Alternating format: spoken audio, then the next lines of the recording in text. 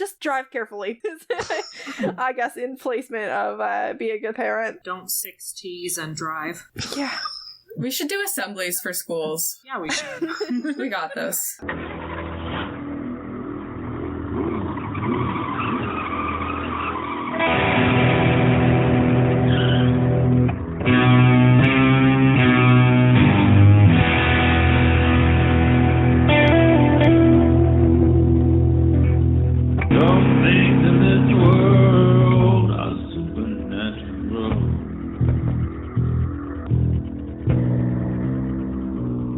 My name is KJ, and you're listening to the Supernatural Opinions podcast, where some things in this world are supernatural. My pronouns are she, they, and this is the podcast where I talk to my fellow Supernatural fans about Supernatural, and we share our Supernatural opinions. Today we're recapping Season 2, Episode 16, Roadkill, which originally aired on March 15th, 2007. And here help me do that are my guests of the week, all back for their second week in a row, Meredith, Audrey, and Nick. I mean, this isn't Meredith's second week in a row. This is an uncountable number of episodes in a row for Meredith. I mean, I have the title of guest, but I just live here. But remind everyone who you are in case this is their first time with us or they've somehow forgotten. My name is Meredith. My pronouns are she and her, and at this point, I would be deeply offended if you forgot about me. Who were you again? You need to stop. I'm sorry. Get out. Love you. I don't think he's sorry, Meredith. I'm billed higher than you. And Audrey, remind everyone who you are. Hi, I'm Audrey. I'm Meredith's older sister. And, Excuse you? I'm here for 2 weeks in a row, too, so I'm actually 2 weeks in a row. So Yeah. instead of Yes. Meredith. Mom and Dad had her first, and then they were like, we have some things to improve upon, so they had me next. Don't be putting that idea to your younger sister's head. They haven't one more after you, Meredith. I can combat that easily. I hope your sisters listen to this. She doesn't, but maybe I'll force her to one of these days. This is the one. Definitely a one. And Nick, remind everyone who you are as well. Happy back, Nikki, him. Excellent. And this week's episode will contain spoilers for this episode and may reference previous episodes of Supernatural, but won't contain spoilers for later episodes. I don't know why I struggle with that. I say it every week. Just gets so boring. I think the word episode and spoilers are in the sentence too many times, and when I'm reading, my brain is like hopping all around the sentence, and it's like, I can't find our place. I don't know what we're saying. Words speak now. Where am I? What day is it? Who am I? Okay, Jean Valjean. Yes.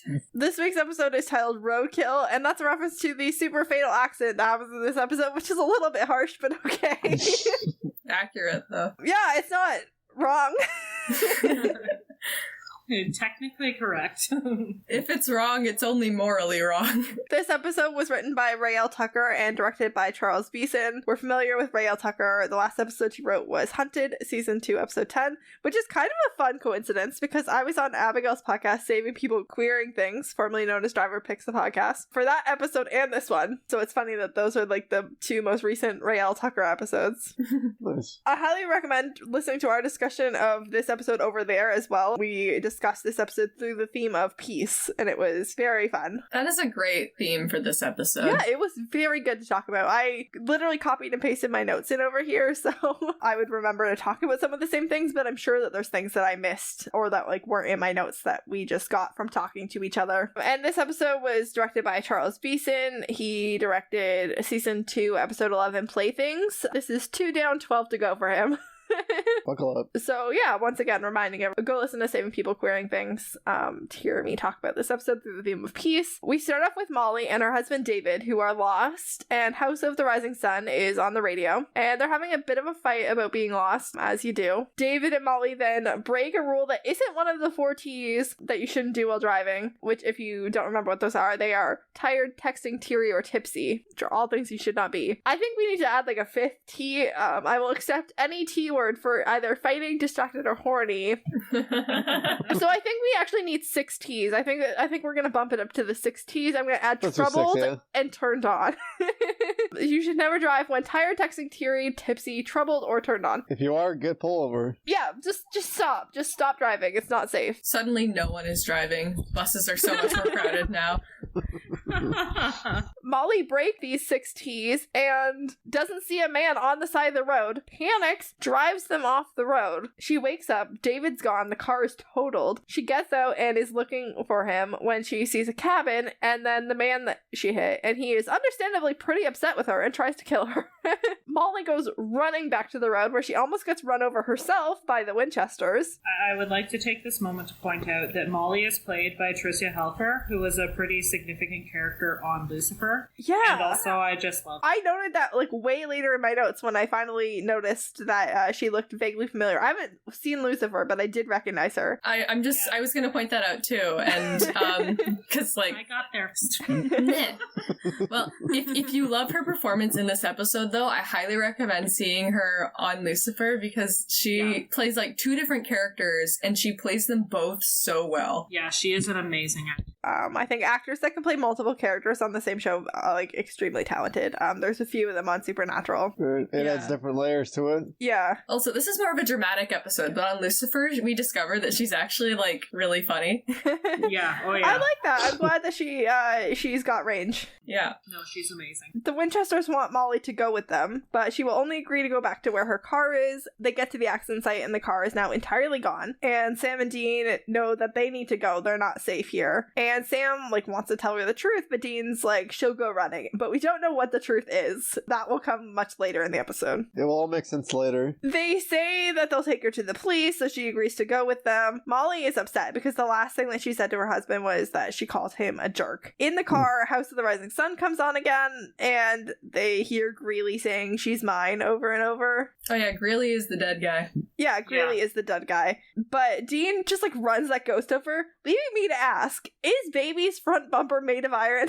Is that... I mean, it's an older car, so it's entirely possible. I mean, if I was a monster hunter and I had a car that I had just recently rebuilt from scratch, I would add a few things. Yeah, I'd make it a little more ghost theme. Yeah, ghost friendly. I mean, Yeah, obviously, like Molly can get in and out of the car, but like the front bumper, that just seems like really great, especially after like the Constance Welsh like car through the house debacle. Like, Right. Baby's engine totally dies on them, leaving them stranded on the side of the highway. Just before, Sammy's like, everything's gonna be alright. Yeah, Everything all right. was not all right.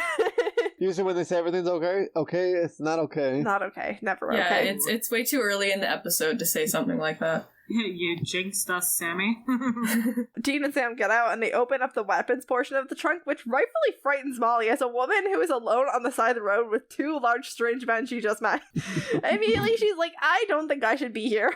Which is kind of a smart decision, Yeah, honestly. it's a valid reaction. Alright. I mean, because what could go wrong, yeah? Well, I think everything could go wrong because, like, all of her options really suck. But here is, like, probably immediate danger. Immediate danger. Burly men and the weapons in their trunk. Yeah. Sam and Dean then tell her that they're hunting for ghosts and that the man she hit with her car died 15 years ago on the highway, which he haunts one night a year on the anniversary of his death. Sam says that Greeley is punishing Molly for what happened to him and that some spirits only see what they want to see. He does dip into the whisper when he promises that they're going to help her, and she takes him to the cabin from before. It's very scary looking. If there was ever a moment for the whisper. I Yeah, mean, seriously. yeah. In the last episode, Dean was making fun of Sam's whisper, but I don't think it's gonna stop anytime soon. No, it will not. It has a purpose. It serves that purpose. They're looking for Greeley's grave so that they can salt and burn the bones. His wife claimed the body and then no one heard from her ever again, and they have 1,000 acres of land, and they only have until morning to finish this case, or else they'll have to wait a whole nother year. No pressure. No pressure. I always mix this episode up with the one in season 3 where they're at the haunted house that's only haunted on a leap year. Yep. Because it's got that same, like, only haunted for one night vibe. I really love it when the haunting has like a deadline. Me too. I think it's fun. It adds drama. Like, we can't just, come back tomorrow and try again. We have to do it now. They go looking for the main house, but Molly thinks that she hears David and she strays from the Winchesters and is immediately grabbed by Greeley, but Dean has his salt gun ready to go. And Sam is explaining that salt works on ghosts because it's a symbol of purity, and Dean, who was so excited like 5 episodes back to see a haunted house, would really now just like to see a nice house when they come around a corner. I love that. Don't we all? It's relatable. Sam and Molly go upstairs to look upstairs. Dean stays downstairs, which I'm going to talk about Dean's decision making a little bit later in this instance, but Yeah. they're looking to see if the house has any clues as to where Greeley might be buried. Molly finds a scrapbook of Greeley and his wife, and these people were just like reclusive people who were in love. Like, they lived on the land, they had 1,000 acres, and they just were in love and had each other, and that's it. And I think a lot of people forget that Greeley is the actual victim in this episode. 100%, like, no one is wronged in this episode more than Jonah Greeley. Right? Right. Like, this episode gets me. Yeah. It's continuing, again, like, this theme we've had in Supernatural of, like, complicating the definition of a monster. Yeah. Except we're exploring what it means to be a ghost and how they become, like, the scary, violent specters we hunt. And they're reminding us that ghosts are actually people with histories and loved ones. Yeah. Sam explains to Molly that ghosts get stuck because of unfinished business, be it love or hate or revenge. They hold on too tight and can't let go, so they're trapped, caught in the same loops, replaying the same tragedies over and over. Something happened to them that they can't control. Well, I also love that, well, spoiler alert, Molly's a ghost. Yeah.